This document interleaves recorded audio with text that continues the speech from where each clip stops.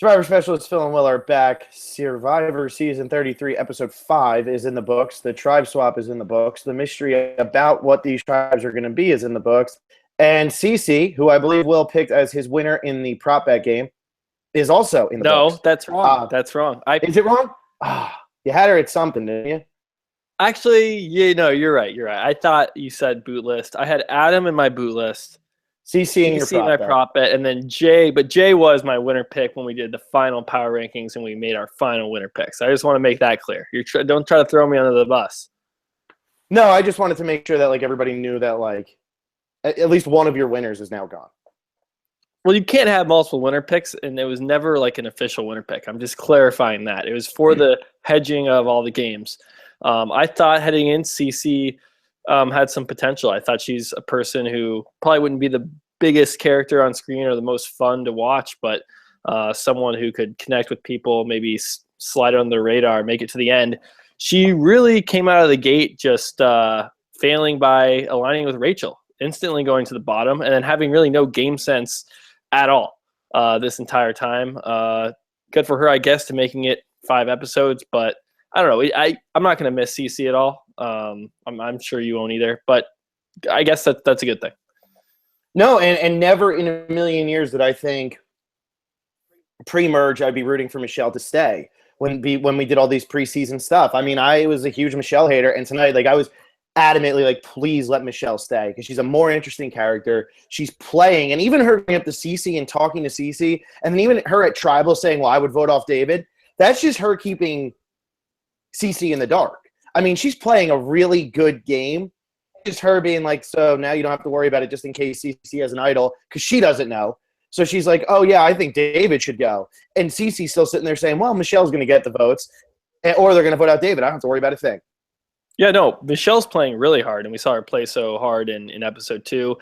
But it's not just Michelle. I think this whole cast is really providing they're all playing really, really hard. Cece was one of the few people left that wasn't playing hard. We saw Michelle come up to her, and Cece was kind of nodding along and not really giving her anything to work with. Someone who is kind of set with her alliance. That's that's okay to see someone like that go. We all these votes have been not really heading into the episode. You wouldn't think the person who went home, or even heading into the swap, you wouldn't think a Gen Xer would go if this tribe ended up losing. So a lot of fun votes. Before we go any further, though, I just want to say we will not be reading comments in the live chat. It's just there are so many.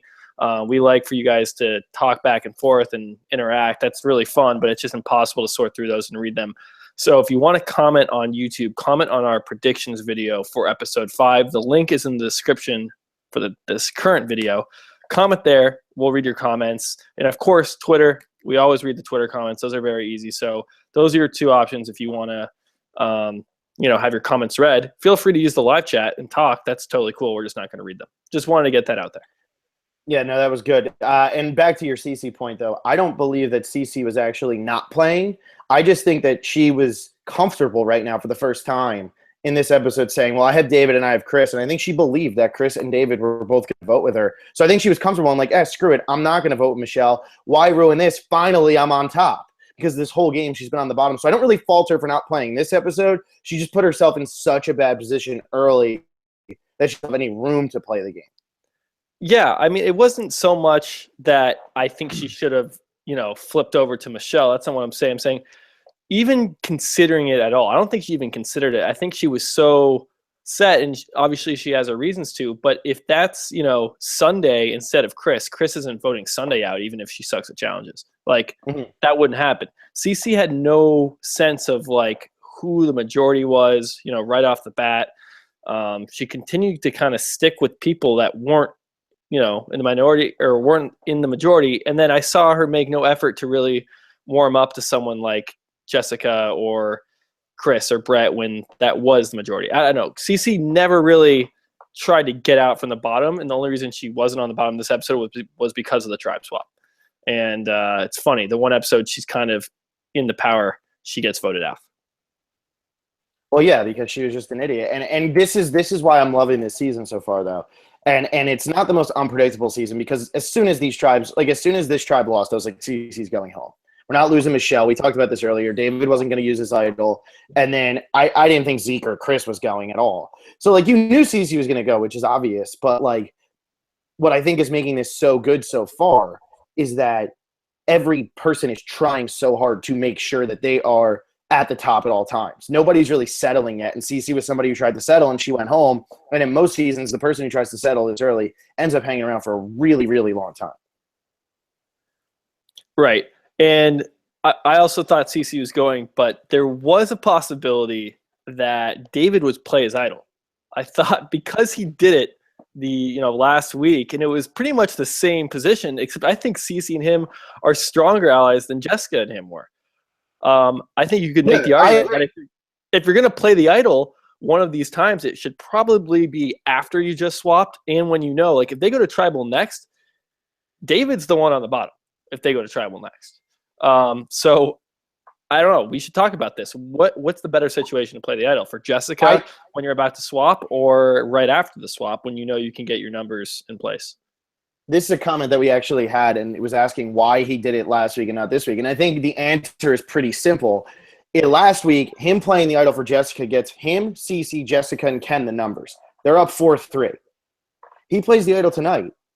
All it does is put him in a tie, CC and him, with Chris and whoever's left from the Millennials. He doesn't get any numbers there, and he loses his idol. In the other situation, he was getting the numbers. I understand why you don't play it here, and you have nowhere to hide.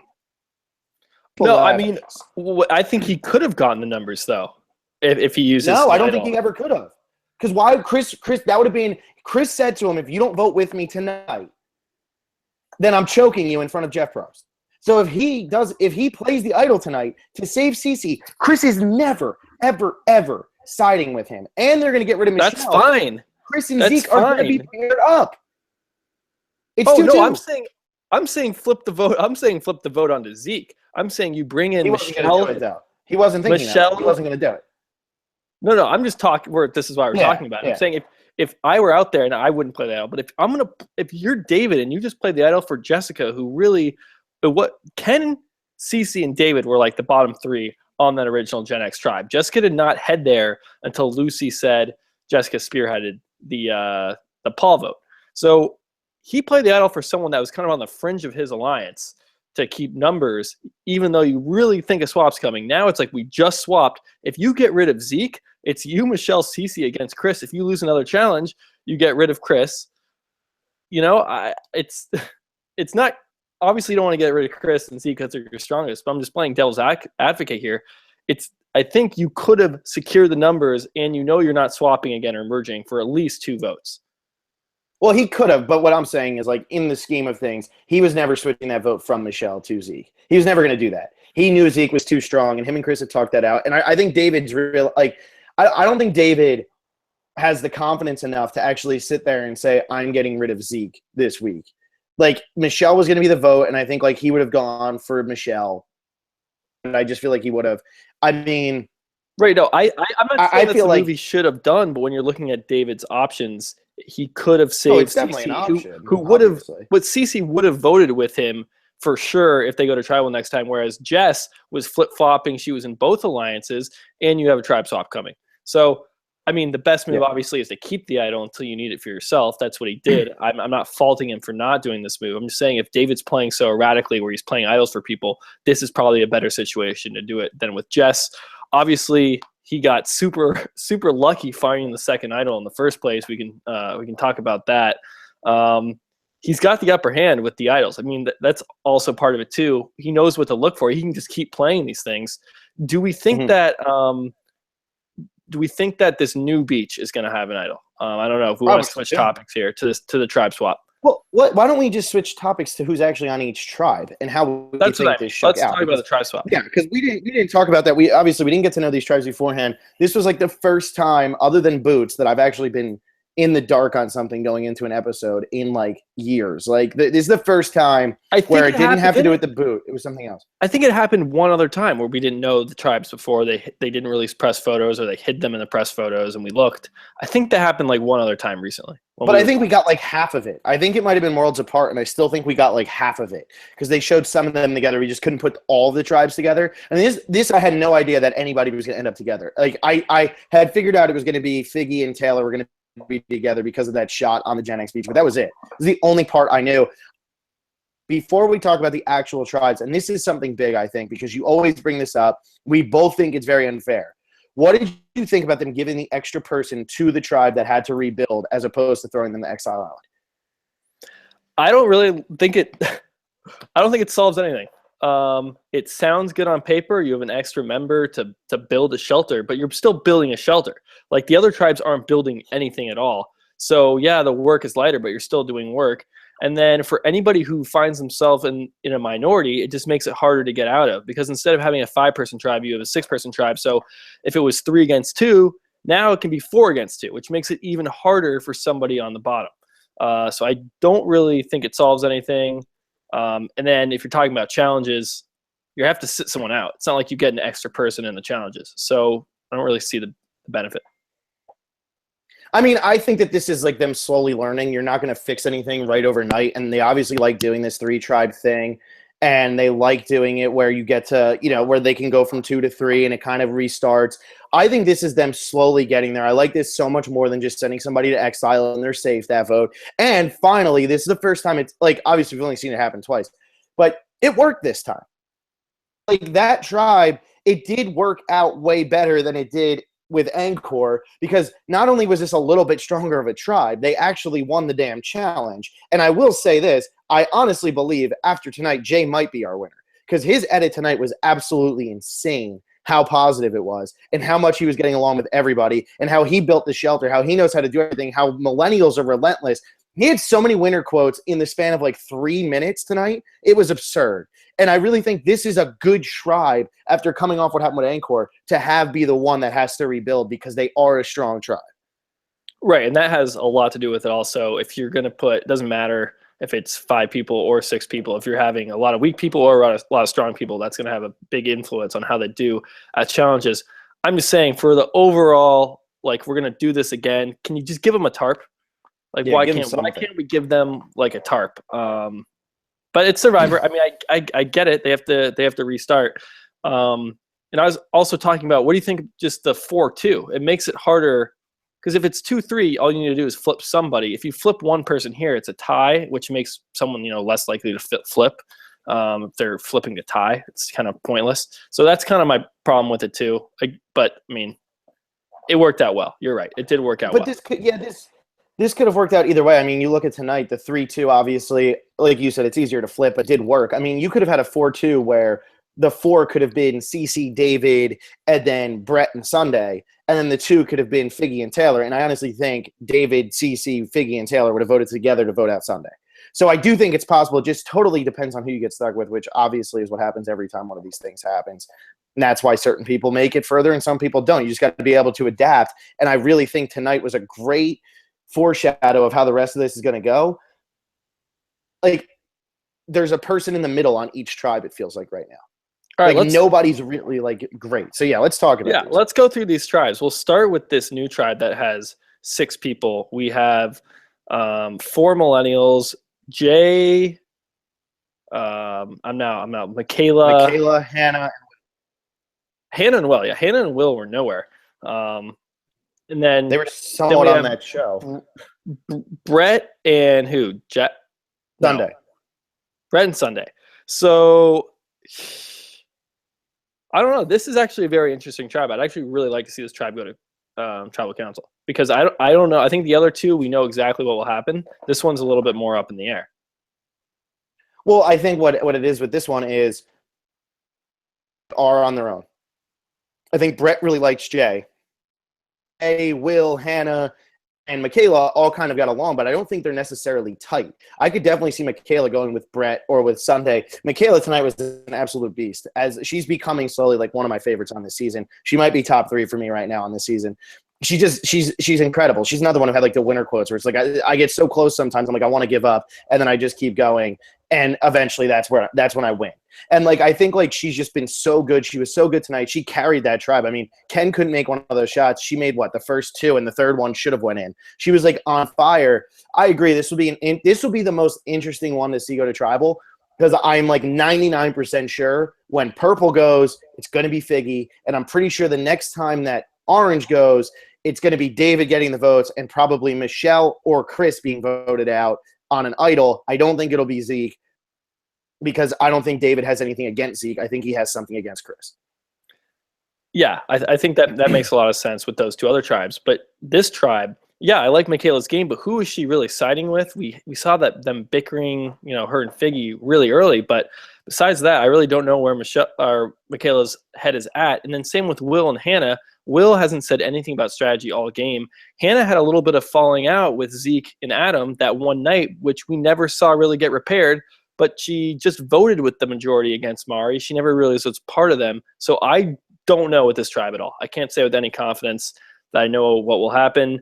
I think Brett's edit was super interesting tonight. We got some really, we got a lot of negative stuff where he didn't know how to do things and he gave up on the fire and was kind of lazy. But then once Michaela made the fire, he was like so supportive. And then we got a lot of positive energy out of him and he was really getting along with the tribe.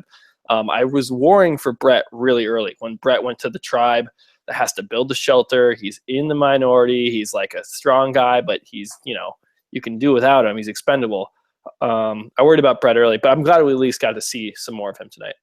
Well, and I think that's the big thing with Brett, and probably why we haven't seen much of him before this, because he's not completely one way or completely the other. He's probably very in the middle, and he's probably very negative sometimes and very positive sometimes, and that's why we finally saw him tonight, because they had to. But up until tonight, they never really had to do anything with him. But I agree. I think Sunday's still in more danger than Brett, and I think if this tribe goes, it will be Sunday. But it looks like Hannah could go down next week. I don't think she's going to be medevac. That's definitely like a red herring. But she could be just the weakest person on that tribe. The Millennials have 9 people. That's exactly what I don't think Millennials are. Right. And because there's 4 on one tribe, it's like, okay, we don't need to get out of Gen Xer that badly. We can vote out one of our own, someone that isn't performing well or someone that we don't trust, and we still have the advantage 3-2. We'll talk about all this stuff in the predictions. Let's go to the tribe with Adam, Phaler, and Bigtails. Jess, yeah. Bigtails, Jess and Ken. This is a really interesting tribe. This is probably the funniest shakeup of how it happened. I cannot believe Taylor and Figgy are actually excited about how this turned out. They weren't aligned with Adam, and they're just now assuming Adam is going to vote with them, even though he knows straight up that they're a power couple and that they're together. Like, have they not talked to Adam at all and know he's a super fan? I don't get how they are excited about this, other than that they can cuddle with each other, which they aren't even getting to do because Figgy wants to hide it. I'm confused by their excitement. Next week they're going to. But anyway, this to me is the most clear-cut boot next week. And this could be a Drew Christie type boot if this were to happen. Like, whenever that tribe loses, it's going to be Figgy. Going to be Figgy. Figgy is absolutely done. She is completely cooked if they lose, because they could not have been stuck with a worse person than Adam. You get stuck with Adam, who's wanted to get rid of you, wanted to break you up at the beginning. Now he's going with Jess and Ken. This, to me, just worked out so perfectly where you literally got 2 pairs, and then you got Adam. Jess and Ken are probably like, thank God we got Adam, because there's no way Adam is voting with Taylor and Figgy. He sees how many Millennials are left. He knows that if he keeps around both of them, he's in trouble going further in the game. He knows that if he breaks it up, that's the best thing for him. There's no way it's not Figgy next time. Yeah, I mean, the tribe swap worked out perfectly for Adam. Like, just perfectly, because the Millennials can't really harp on him if he does vote one of them out, because even Jay was saying, look, guys, keep it down. Everyone knows you're a threat. No one would blame Adam for turning on the Millennials if he was voting out Figgy. Like, it'd be like, no, Figgy and Taylor, they're getting too powerful, all this stuff. Even though I think Taylor makes a very good point, which I made, I don't know, that was episode 2, I think, that there's not much difference between a really strong alliance than people who are making out in the shelter if they're voting together. I really don't think there's that big of a difference. The only difference is they're never going to vote against each other. There's always the possibility that if you and me went out there and we were really good friends, we could vote against each other. Yeah, obviously that's the case. But I mean, you look at Amanda and Ozzy in Fans Favorites, and Amanda voted against Ozzy. No, she didn't. Why? Didn't she? Well, she could have saved him and didn't. Like, she knew he was going home. Idea was coming. They blindsided Amanda. I don't know. I thought she knew, and she just didn't say anything. Nope. Okay. Well, okay, I stand corrected if that is the case. But there are pairs of, who are really close, people that become really close friends that are never going to vote for each other. Like, it does happen. Mm-hmm. So I get what he's No, it saying. does, like JT and stuff like that. But this was just different. Yeah, and I'm just saying I agree with Taylor. I think he has a point. Like there are friendships that are made in this game that who will never vote for each other. That's fine. Anyway, good on Adam here. I'm really happy that this tribe swap didn't hurt him. He can keep his idol, I think, until the merge now. Like he's set for a long time, which is awesome to see. Yeah, because he's in the one position where Figgy and Taylor are never going to work with Jess and Ken. And Jess and Ken aren't playing the game hard enough or confident enough in their game to ever go over to Figgy and Taylor and say, let's vote out Adam. And Figgy and Taylor are just assuming Adam's with them. Adam has all of the control. He's like the god of that island. But do you think they'll ever even lose? Because they are the strongest tribe, I think. Yeah, no, they for sure are. It just depends on these challenges can be random sometime. Anybody can lose. I remember, I think it was last season we were predicting how Braun would just be so great and go wrong, and then they lose most of the pre-merge challenges. So you never really know. What do you think about the talk? And this is kind of jumping to tribal, but I'm bringing this up for this tribe specifically. The argument that, well, there aren't that many Gen Xers left. They keep going down. So Gen Xers are going to have to work with millennials and develop relationships with millennials, which means voting out more Gen Xers. I thought that was crazy that was the argument being made instead of Gen Xers, there's so many left, we have to vote them out. And this is where I think Adam is in a really good spot because he can work with Ken and Jess and not take any really blame from other millennials. Like he can develop really strong bonds with Ken and Jess, and he already has started that with Ken. Yeah, and I think that I thought this was an interesting little conversation because somebody like Chris, it is in his best. Chris and David, it's been both of their best interests to try to work with Zeke and Michelle, I think. Because I think that they can go further with them than they are going to going back to their other group. I think somebody like Chris and Zeke, they just bonded so hard over the Oklahoma thing. There's no reason the two of them can't be sitting in the final two. So that's where my thing is. I think this is an interesting dynamic, but at the same time, I'm still kind of a believer that you might see Hannah go. And Figgy or Taylor is going to go. But other than that, I don't see any other millennials going before the merge happens. Unless David does play his idol and Michelle or Zeke go. Yeah, I'm just out there. If I'm a Gen X, I'm not openly saying I want to, develop relationships with millennials because we're going to need to work with them down the line because there's not many of us left. It should be the complete opposite mentality, I think, where, I'm not going to be abrasive or anything, but I want millennials gone as quickly as possible because our numbers are dwindling. Because at some point it will come down like, all right, well, there's, 6 millennials, 1 Gen Xer, got to get – yeah, at some point, if millennials go here pre-merge and then we merge, and then there's a bunch of Gen Xers that go, maybe the first 2 or 3 jury members are Gen Xers. You can't let a Gen Xer get to the end just because of the jury situation. Mm-hmm. So, yeah. All right. It's what happened with Chris and Van I love bringing it up. Go ahead. Yeah, no, it did happen exactly like that. He had to win some immunities to seal that one up. Speaking of immunity challenge, what do we got here? Ken really sucked. Good thing he had a humongous lead. David and Cece were absolutely useless. Michelle, I think her adrenaline was pumping way too hard, and she's like, I got to make up time, and then she panicked and couldn't get down far enough to get the buoy. I really thought Chris was going to bring them back and actually beat Ken because Ken just looked hopeless, and it seems like Adam and Taylor just aren't athletic enough to actually make a shot. But that's what I was thinking. Why was no one subbing for Ken? It took him forever. David getting that ball was hilarious. I wished it went in the water. Perfect question. Is he throwing it? Perfect question. It is. It's a very good question. I don't think he was, but it did look that bad. Like it was so bad. Man, I really do wish that ball would have gone in one more time. It would have been like the funniest 20 seconds of Survivor in a while. So it was funny anyway. He couldn't even get into the water and then get back up. He was just done. He was spent. And it's a good thing CC went because if they would have actually gotten rid of Michelle or Zeke, and Michelle was she's not the strongest person out there. But if they get rid of Michelle, they're losing the next challenge really, no matter what it is. I mean, CC and David could not do anything. Yeah, I don't know how they win, actually. David has to compete. Depends on what the challenge is. But if he has to do something super physical, I don't see them getting first or second place. Yeah, I mean, like the next one looks like a blindfold challenge. You could win that. Yeah, there's a lot of randomness in that. You have to have a good caller too. But We'll get some prop bet points, hopefully. Finally, yeah, for the blindfold. Maybe I can get it this time. I don't even know how I put. Maybe I can actually get one. All right. Well, we covered put Michelle. Anyway, let's go to this vote. I mean, we already talked about the vote in pretty good detail. What do you think about Michelle going up to CC after Michelle was already told, "Hey, look, you're safe. We're voting CC. You don't have anything to worry about." What do you think of Michelle testing the waters there? Because that could have come back to bite her. It could have bit her, but I liked it because I think they came up to her so confident. It was almost like saying, "Don't even worry about it. You're definitely safe." Blah. It almost seemed fake. They were joking and like they were. It seemed fake. It seemed really sudden. I don't know. I don't know if I would have went over there, but I'm glad she tested the waters. And as soon as she talked to Cece, I think she knew like, wow, Cece really is done. Like she's not even a player in this game right now.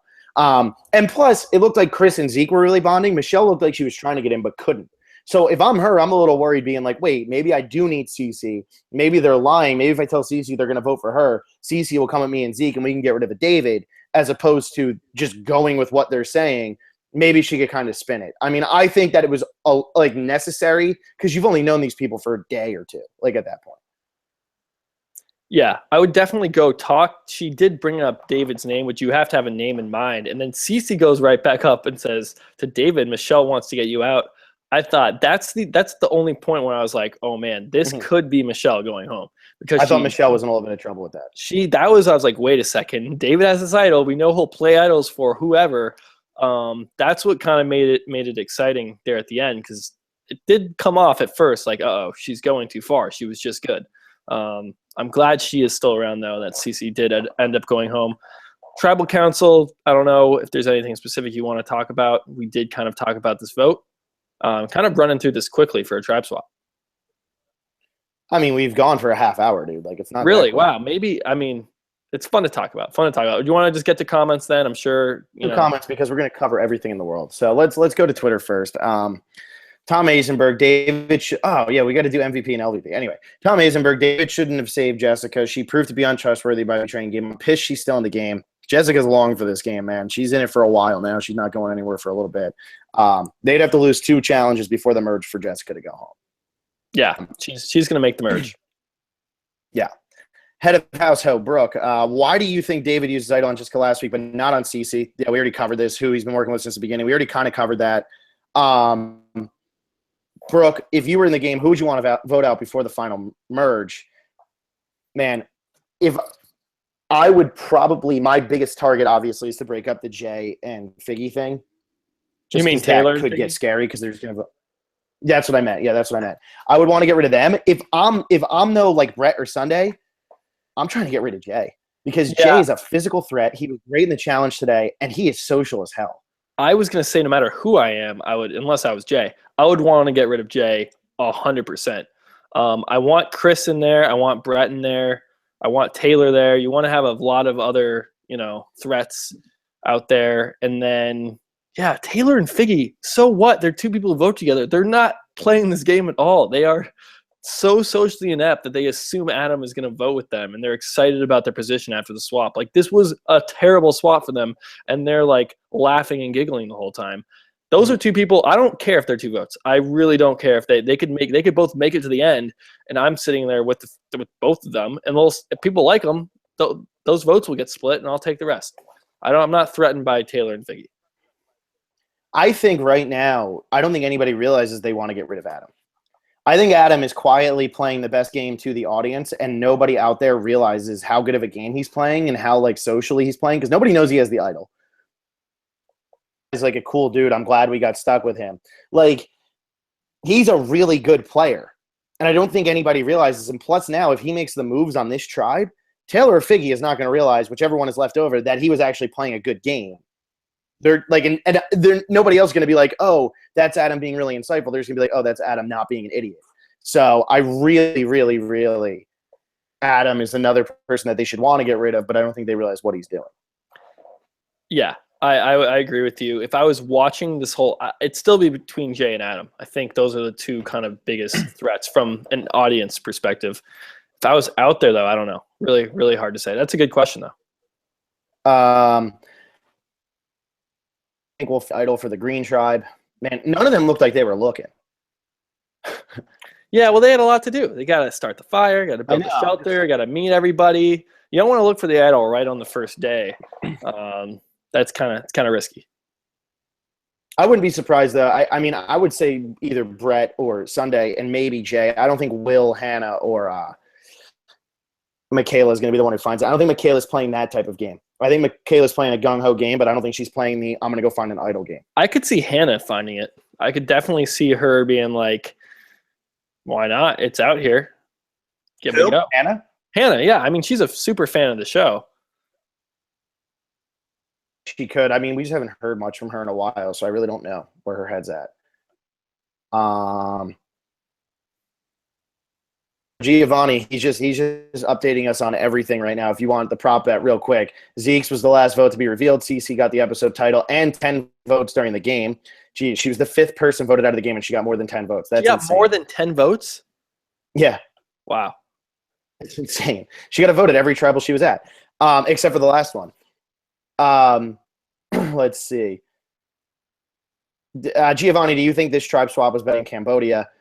I personally do. I think that this worked out so much better. The tribe that got screwed and had to rebuild had like Michaela, who was so pissed because she knows. Like, that's why she was mad. She's like, Jeff, you did this wrong. That ain't right. Like, but they still won, and you got to see a tribe like actually lose and then like vote off who was in the majority. I thought this was much better than just. Oh yeah, much better than Ink or Dread. I think it was Varner or PG that went out. I think PG went. Yeah, that was bad. It wasn't like an exciting. I remember PG was a little up in the air. At least the boot was less predictable, but overall episode, this was way more fun and it felt better. Absolutely. Yeah. And then Giovanni says MVP Zeke, LVP David. Who we going MVP and LVP this week? Who we going MVP? I want to toss Adam out there for making a relationship with Ken, but it's like Adam's he's such a good player and a strong player that's just obvious. It's like doing what you're supposed to do. And he did get very lucky being in that position. So if I don't have anyone else, I'm going to have to go with Adam, but I don't know. You have Michaela. I would say Chris is probably my MVP pick. I know he's on your team, but just being honest, I think it was who did the commenter vote for? Was it Zeke?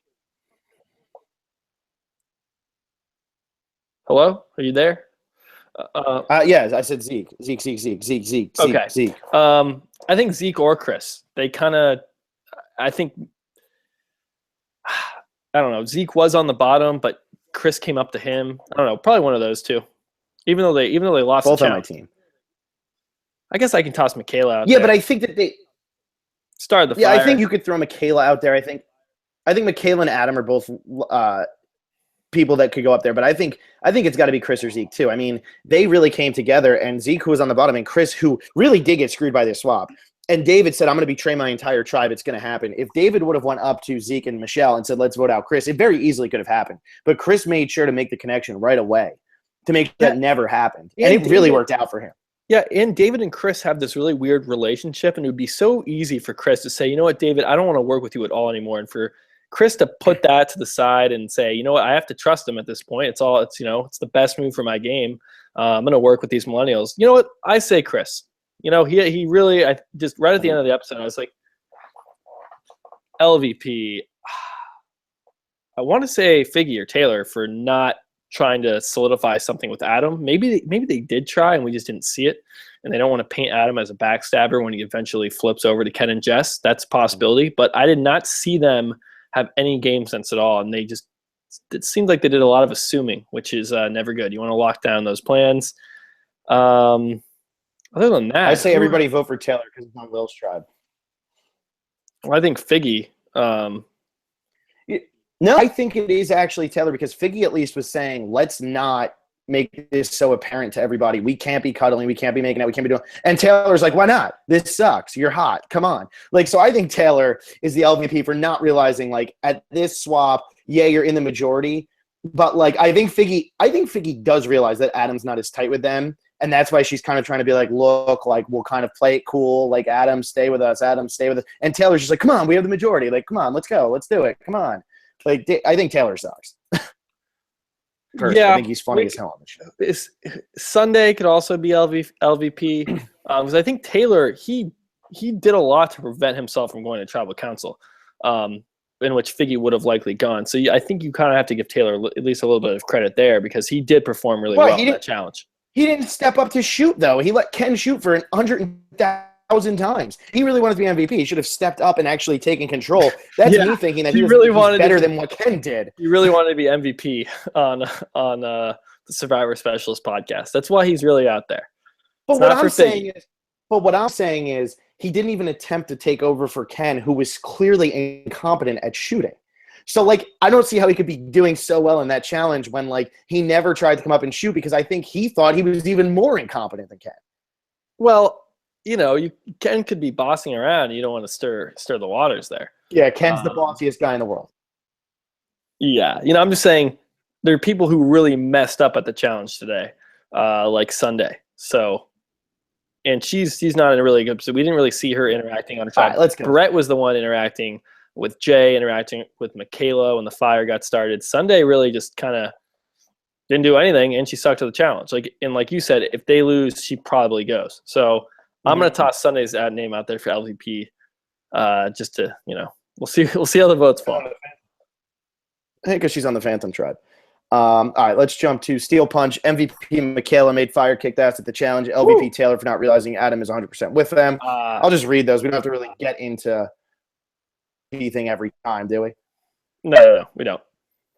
I'll just read them out. By the way, once again, since these have been going a little long, I'm reading things that only have to do with this season. Like, these have been going long as it is. We've been doing like hour-and-a-half podcasts. Let's try to keep this to this season. So sorry, everybody who's asking things about Karamoan and stuff. Like, I'm just doing this unless they're Steel Punch Sunday. Just told everybody to make comparisons if they want to talk about a prior season. That's fine, though. I don't mind if they're making the comparison. But there's so many, like, random questions where it's like, yo, in Karamoan, when this happened, what do you think? And it's like, I don't know. I haven't seen Karamoan in 6 years, and I don't plan on watching it again. Like, I don't know. I like Karamoan. We're talking about – you don't like Karamoan. Don't say stupid things. This season, Steel Punch, Sunday and Will are officially invisible. I mean, Will, yeah. Will is nowhere to be found. Steel Punch again. Overall, thought the episode was bland, maybe worst of season so far, but it's been an okay season so far. It was bland. But I think there's so much going on before this vote that it's actually, like, awesome. Like, I love the way the tribe shook out. I didn't know what they were going to be, and I was really excited about how they played. I really thought Purple was going to lose, and we were going to see the end of Taylor or Figgy because they really played that up. Never really in doubt that Green was going to go. They didn't get enough screen time. But, like, I don't know. I'm just loving everything that's going on before the vote, and I don't think we need to put so much emphasis on, it wasn't a real blindside. It doesn't really matter, which, by the way, hashtag blindside was on the screen.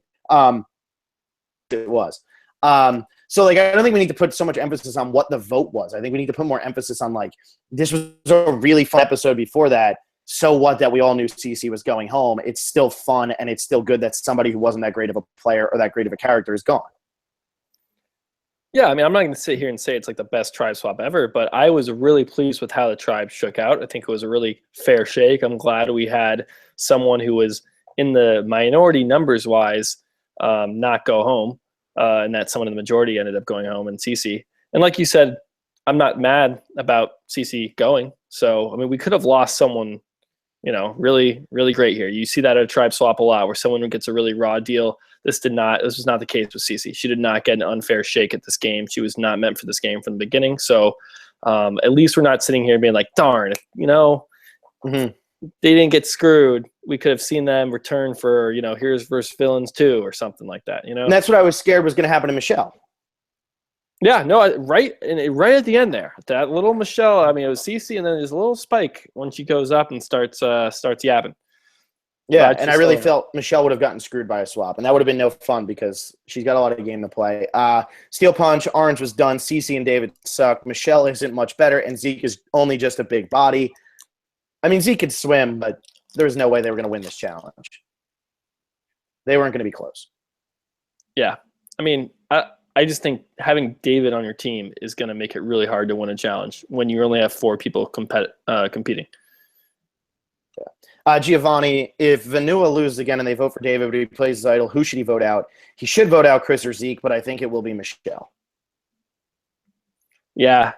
If you have to use your idol, then you really have to make sure you're not going back to tribal council again.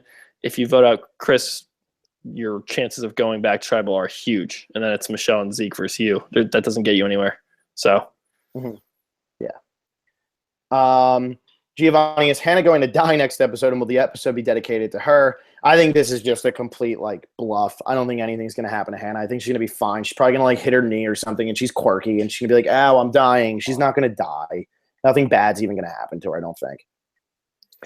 Yeah, I think we've pretty much figured out the medevac preview dynamic, where if they show the person who is, being treated or medic, and there's a person on the ground, you can see who they aren't going to get medevaced. Now, if they tease it and they don't show a face, then there's going to be somebody going home.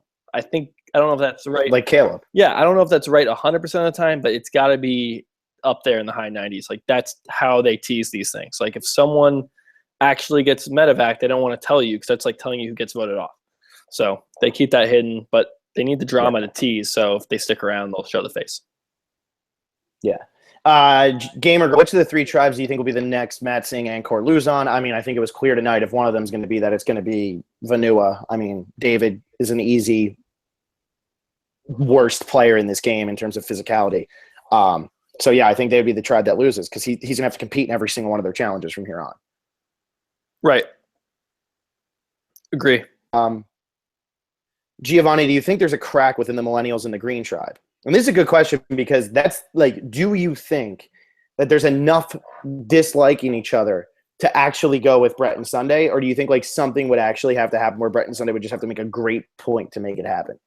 Yeah, that is a good question. And that's why I don't have a read. It's not like these players are also neutral. Will, it seems he's just neutral. Hannah is very neutral. She was never in kind of either side. We know Jay was with the cool kids, but he seems to be getting along with everybody.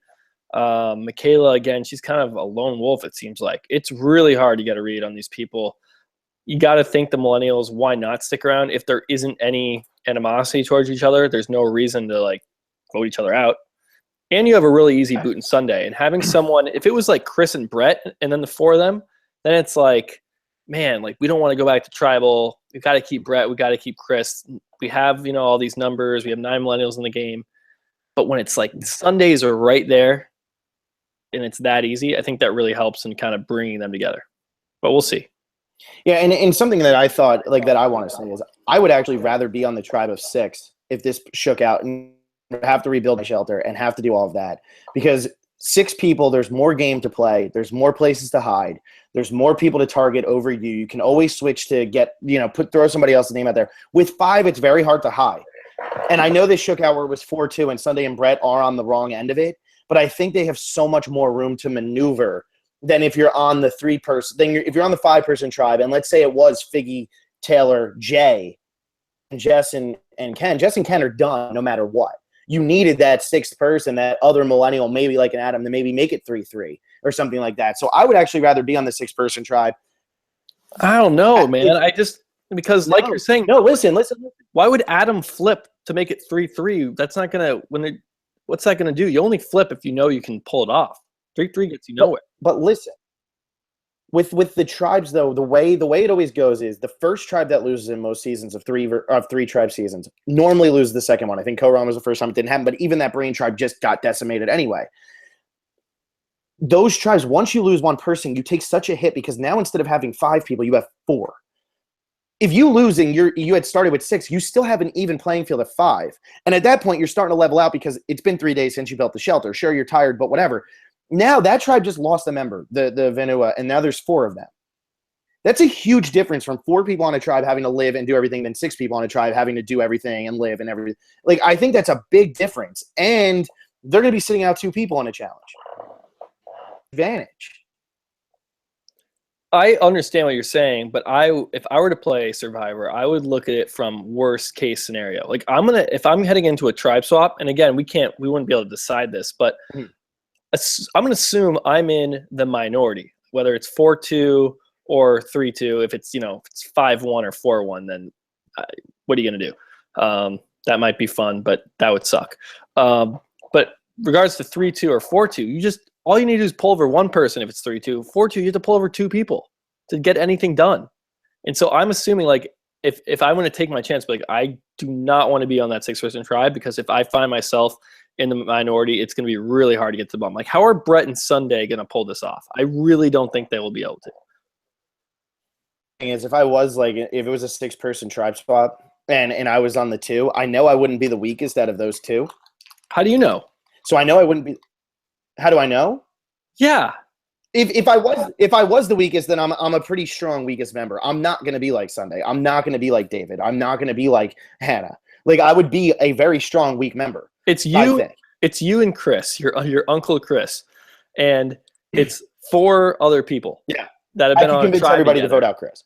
Like, you'd rather have that than you'd rather have that than you, Chris, and 3 other people. It depends on who those 3 other people are. Of course it does, but just if you had to just stay, there's 2 of you and there's 3 of them, or 2 of you and 4 of them.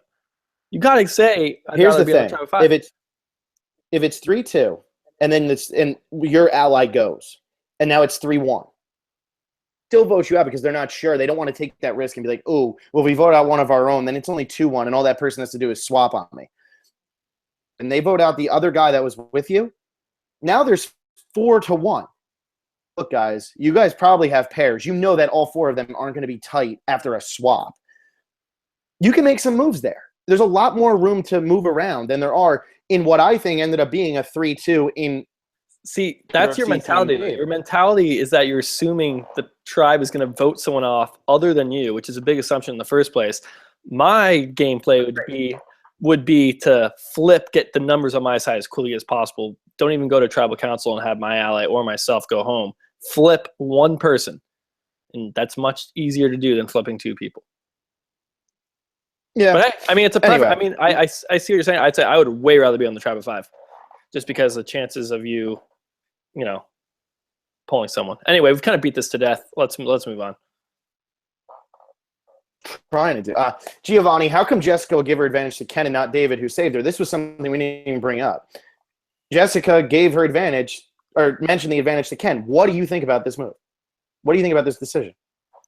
Yeah, that is true.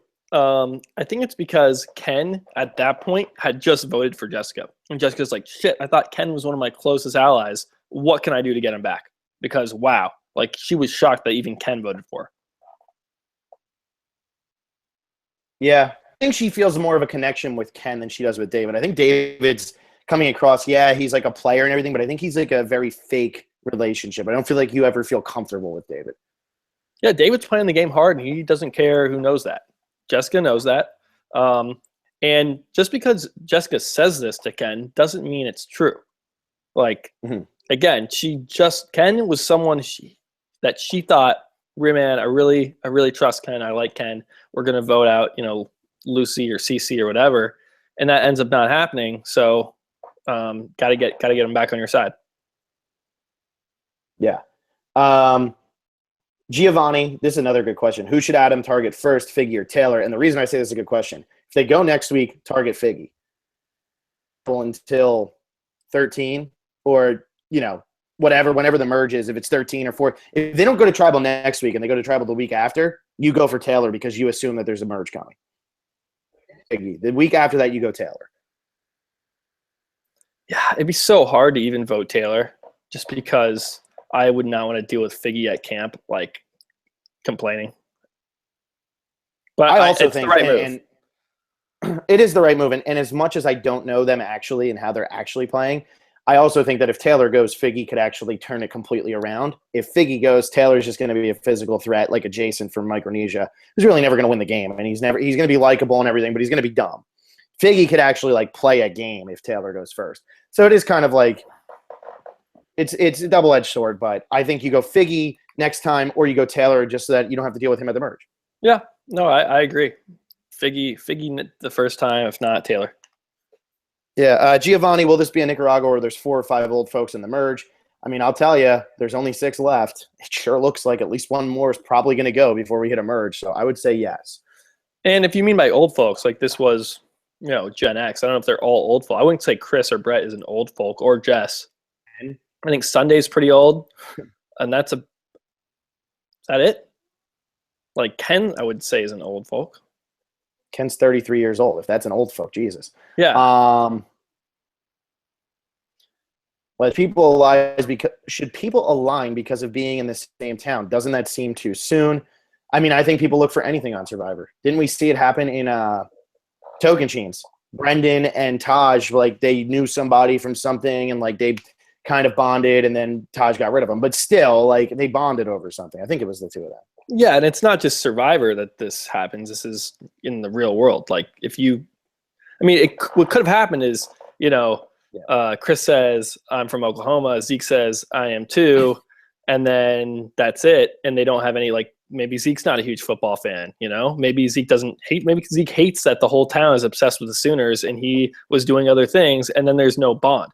It wasn't just because they were, from the same state. It was because they had shared interests as well.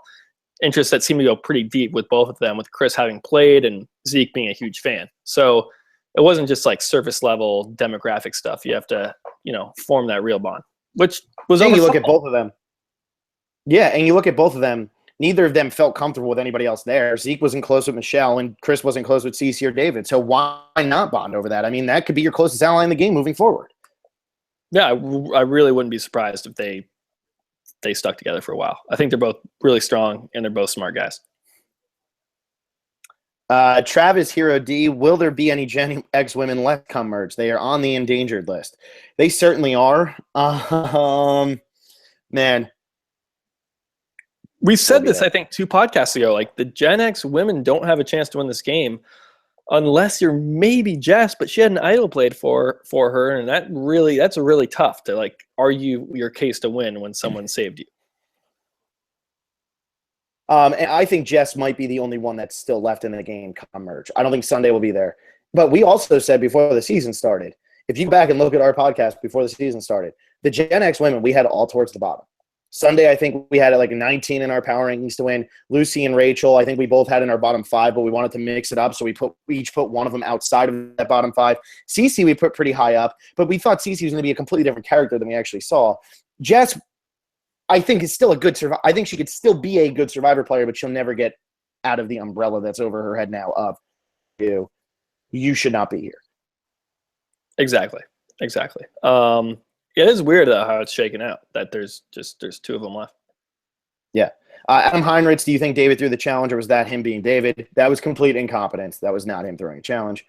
Harold Rice, other players, this is always it, such as Tom Lessman, Tyrone, Brandon Hance, Candace Cody, and Monica from Samoa. Man, I will say she is a lot like... These are random, though. Like, there's been 32 other seasons. Why are we dealing with these? Not only that, half of them weren't voted out at the same time as Cece. Because we don't know if he's going by placement or person voted out. I don't know. But I guess these are arbitrary comparisons. I think we might. I don't know. When he said Tom Westman, that was the same placement. Tyrone was the same placement, and everybody after that wasn't. Giovanni, who is playing the best and worst thus far? I think Jay or Adam for best and worst. Sunday? I don't know. I haven't seen much from her. I mean, Sunday, Hannah, Will. Hannah didn't see anything from him. Hannah really, that one time when she was attacking Zeke, that was crazy. Like, that was really bad. And that we haven't seen much from her, but that was bad. I wasn't on the podcast for that. That was like pretty bad. People were actually trying to say that Zeke threw a tantrum. What? Yeah, people were actually trying to say that. I figured you would have just thrown a fit. So that's why it was good. It was me and Alexa. And Alexa agreed that Zeke did not throw a tantrum. I don't know how people actually thought that was Zeke being bad. Yeah, I don't want to talk about it right now. And she would not get off of it. And I know how she probably felt Zeke is, wants to get rid of me forever. That was not the case. I think Zeke just wanted to take a minute, But yeah, I would say Adam or Jay. Worst, I mean, I think is Taylor and Figgy. I think they're awful at this game. I think they're easily playing the worst. I completely forgot about them. I'm not even considering them as players. They're just on like vacation. They're on Bachelor in Paradise. They are, and it's a good time. Whatever, as long as I don't have to actually watch Bachelor in Paradise. Giovanni, how many alliances are within these 3 tribes for the upcoming merge? Man, I think we just covered a lot of them. There'll be some new ones too. What?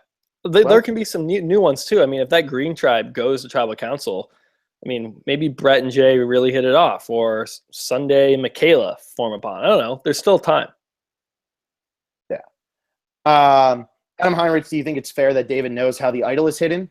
Yeah, I mean, he found it the first time. Like, screw it. I mean, good for him for being knowledgeable to find it. It's on production to change up their way of it being found. Like in Second Chance, each idol was found in a pretty different way. I know they did challenges at the start, but then they did those crazy clues with Jeremy, and I don't know. They can mix it up. Yeah. Adam Heinrich, looks like we now have Purple Will. Purple.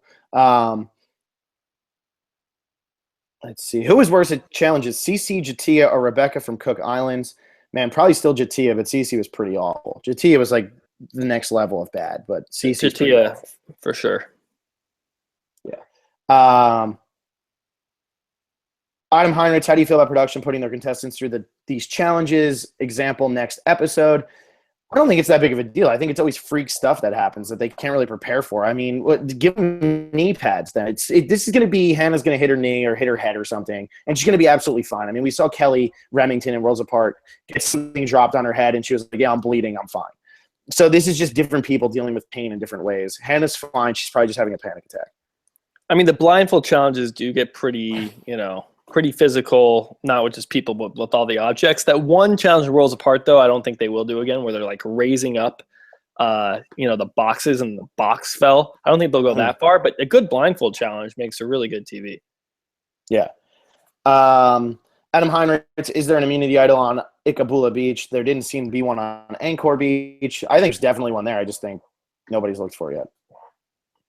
Yeah, and they're not going to show people looking for an idol and not finding it. It's pretty boring. Travis here at D says, with a quarter of the field gone, here's my 5-5-5 on potential winners, dark horse winners, and unlikely winners. I won't read yours, Travis here at D, although I am reading them now, but I'm not going to read them out loud. We might do something like this. We're not sure. It's always fun to do. Right? But don't let me steal your 5-5-5. Yeah, exactly. Although I did look. It's not what I would have, but it's pretty close. Adam LVP Chris for doing more damage to the Gen X tribe. No way. Oh, I like that. Phil's team. Yeah, never going to happen. Adam Heinrich, do you think there will be a double boot in the pre-merge? Hasn't happened since Nicaragua. What do you think? I don't know. It's really hard to say. No clue. Yeah, I have no idea. They got to do one at some point, but I don't know when. Let's see. And Curtis, if neither Jessica or Ken make it to day 36, what happens to the legacy advantage? Well, Jessica would give it to Ken, and then Ken would give it to somebody else. Yeah, that's the thing. That's also my problem with the advantage. It's guaranteed to make it to day 36, which someone is just going to luckily get that at the end. I'm a fan of like the idea of passing something off and you get voted off of the tribe, but like, I don't know. The whole thing that it's guaranteed to be played, I think it might just fall in someone's lap, and it's way too late at day 36. Yeah, we'll see how it plays out. I won't complain about it till we get there. Right. I will. Yeah, exactly. I know you will. Larry Miller, why CC and not David? Wouldn't Chris just try to strangle him to death, a la Rupert Fairplay, if David voted for him?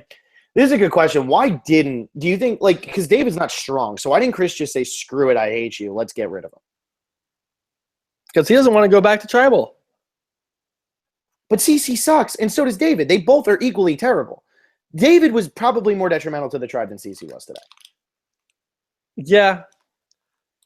Yeah, but I think, I don't know. David and Chris at least have this relationship. And CC, there was nothing going on. Like, I don't think Chris and CC had any kind of bond. Okay. You think Taylor and David will both reach the merge and align, and that's why it was shown on TV? It's very likely that it could happen at this point because David's still got the idol to protect himself, and I still think Figgy goes before Taylor. I also don't think that tribe loses or gets last place. So, yeah, it's very likely that could happen, and we're probably thinking, 2 more episodes before merge? That's about right. Yeah. 2. Figgy actually favorited a tweet that we were mentioned in, which was the who should on target first, Figgy or Taylor. So cool, Figgy. I meant Taylor. I swear. Keep favoriting our tweets, or whoever tweeted that one. Keep favoriting their tweets. let's see. Giovanni, did David make the right move or the wrong move by letting Cece go? I think it's the right move. Why play an idol for somebody back to back? You're not going to find the odds of you finding a third are very low. And plus, it would only make it really 2-2. I don't like it. I think he made the right move. Just vote with the majority, and you still have your idol, and then you can worry about it after that. Goes after. Yeah, I agree. Keep that idol. I mean, I wouldn't have played it last week. Just keep that until you need to play it for yourself. Yeah. Larry Miller, is Taylor acting like a horny schoolboy? He needs to keep his hands to himself, or else Figgy will call sexual harassment. Ha ha. Man, I think he is acting like a horny schoolboy. But man, I think, and this might be a really weird statement here, but Taylor might be the horniest person we've ever seen on the show. Really honestly believe that. I know a lot of times people go out there and they're like, man, you're so tired, you don't even think about it. I think that's all Taylor is thinking about. And I think the fact that there's cameras everywhere is really bothering him because he's hooking up with Figgy and he can't go any further. So I'm going to be honest. I think this might be the horniest guy we've seen since maybe the Amazon. Equally horny because they were just hanging out together. Yeah, it's up there. It's funny. We have not had a showmance in a really long time. So this is actually really refreshing. It's kind of like old school Survivor. I like it. And a lot of people are complaining that, oh, they got to get rid of showmances and stuff. When was the last time when we had one? I don't even remember. And you can't talk about these, blood versus water ones because those aren't showmances. Those come in beforehand. What was the last showmance that actually happened? And I honestly don't know when it was. Coach and Jerry and Heroes vs. Villains. That might be it. I think that actually is it because I'm not counting Caramoa, and those girls lasted 2 episodes. I think it might be Coach and Jerry. And how much fun was Coach and Jerry? That's probably my favorite one still because it was so corny. And Coach peeking around the trees and stuff. Oh my God. I could watch that for days. I know. Might be the best thing that was ever on our TV, him waving to her. Oh my God. Anyway, Giovanni Oriana, do you think Michelle and Zeke are temporary allies and they will go to their own alliances at the merge? Depends how it shakes out. I think they could definitely get along. I don't think they had any I don't think they disliked each other. I just think it was Zeke was on the wrong side of the numbers. And I think Michelle was closer to being with him than a lot of us thought. Yeah. Yeah. Figgy favorited the horny schoolboy one, and Larry Miller thinks that she's watching us because she keeps liking tweets, so that's cool. It is cool. Giovanni, should Figgy and Taylor get Ken and Jessica to vote out Adam? They absolutely 100 million% should, but they will never ever think of it because they're Figgy and Taylor. Poor Figgy and Taylor. but it's not. I'm not even saying they might do it later in the game, but there's no way at that first tribal council Figgy and Taylor are going to be like, yo, let's vote out Adam. Because Figgy might say it, and Taylor will be like, nah, we got the numbers. Why would we do that? That could very well happen. Taylor will never, ever, ever vote for Adam. Yeah, I mean, I agree with you. It's just so funny. Here's Figgy favoriting our tweets, and we just keep going.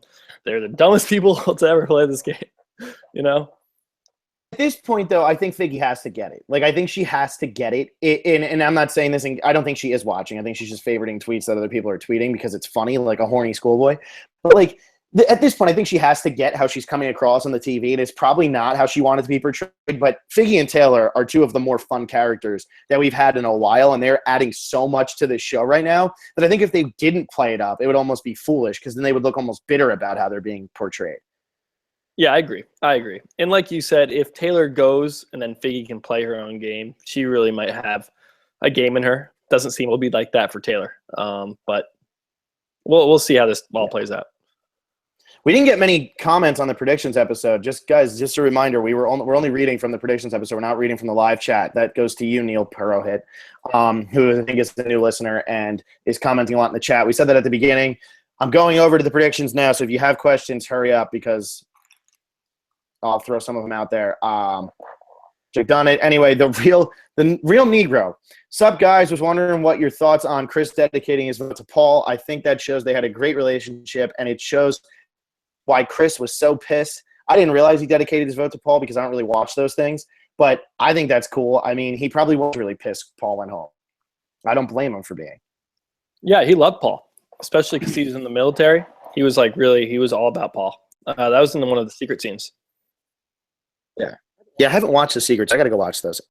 Everyone Logan loves Jay in the secret scenes. It's insane. Hannah had this whole confessional about how much she's so impressed with Jay and that she doesn't even want to vote him out. It was like JT level. Zeke was saying the same thing. It was pretty crazy. Why aren't they showing it though, dude? Why aren't they showing it on the TV? They don't want to make the winner obvious. Yeah, they do. Come on, dude. Yeah, Survivor doesn't want to make the winner obvious. They're so known for that. Hey, look at Co Wrong. Look at last season. That was the most obvious winner we've had in 30 seasons, and just everybody else was too blind to see it. Okay, Phil. Just saying. Logan Gelfin, do you guys think there's any chance David can win this game? Yeah. I do. Yes. We'll do our 5-5-5. I don't know if he's a favorite, but like David can definitely win this game. He's definitely not out of it. He's also had the most confessionals in every episode so far, which has really pissed a lot of people off. But guys, he's been so relevant in every single episode. There's a reason he's getting a lot of screen time. You can't just get mad at the numbers and like, oh, he's a camera hog. No, his tribe has lost every time except for once. Idols. Yeah, he's found 2 idols. He was on the bottom. Then he was a boot target. Then he had to play the idol for Jessica. There's no if we didn't get a lot from David, I would be infuriated. So like, grow up. It's not just they love the men on the seat. No, it's not that they love the men on the show. David has been a huge part of this storyline. Humongous. Like, get over that. Bill's corner for the night. Giovanni Mariana, I stand with having David as my MVP for episode 4 since he found another idol. But come on, does that make him the MVP of episode 4 just because he found an idol in episode 5? You can't rely on finding another idol. That's not something you can rely on. And he was talking about chess and playing ahead. You can't plan on finding an idol. I agree. Rashid Hassan, Michaela is my pick to win, but my question is, do you think Michaela is playing too strong of a game too early that people are going to target her early after the merge? She's certainly making herself known to be a physical threat. That's for sure. Everyone like loves it now, but come merge, I don't know. Yeah, it's true. I don't know, man. I don't know how she's going to actually play out. We didn't score the. Did we update the boot list through this week or just through last week? Well, some of the boot lists weren't updated at all, so we will do the boot list update later. I do have the prop bet updated, not from tonight, not right? with tonight, but I don't think we've read these in a while, so I'll just read them now. We'll score these by Sunday. Let's see who has a lot of points. Well, Phil has 3 points. I have 4 points, so I'm beating Phil. That's always fun. Tori Cosgrove has 10. Just gonna read. Let's see. We have Giovanni Orellana with 8. Go Giovanni. Tara Stacy has 13. This isn't in any order. I'm just seeing the high numbers. Brian Johnson has 11. We have Jay Uke with 8. Connor Berry with 9. Kia Eshagragi. I don't know. I messed the name up. 11. I don't know has 9. Joseph Haas has 8. Lokian has 12.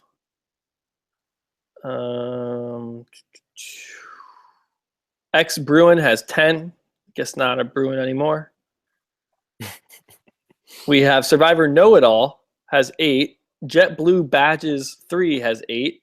Nate exclamation point has 10. And yeah, that's it. Those are the notables. Good enough. Yeah. 8 points and above. So the lead is 13, I believe. Okay, that's not bad. Yeah, we'll see how this goes. We already have a downvote on our video, so whoever did that, we want to thank you for watching us and giving us a downvote. At least that means you watched. We appreciate that. Good. Well, give your late speech because I don't think we have anything else. Nobody really commented on the predictions video. We'll try to get that out. Man, so I guess if people were like jumped in late to watch live, we are switching comments. We're not going to read from the live chat anymore just because it's so difficult to find which ones we want to read because there's a lot of replies and short responses, stuff like that. We're going to keep the live chat open. We're just not going to read comments from there. So we're going to always put a link to our last video so you can comment on the actual video. We can see the comment, read it, and of course you can always tweet at us. So yeah, just announcing that again. Also, we are getting really close to 1,000 subscribers. So if you're someone that listens and never subscribes to any YouTube channels or anything like that, or hasn't subscribed yet for whatever reason, please subscribe. We want to hit 1,000 just because that's cool. I know it's just another number, but 4 digits is cool. Like the video so that we can counter that dislike. That's about it. We'll get to you Sunday with the with predictions, power rankings, the 5-5-5. We'll have prop bets scored, boot list scored, all that stuff. Fun episode, fun season. Phil, do you have anything else? No, we'll see you Sunday.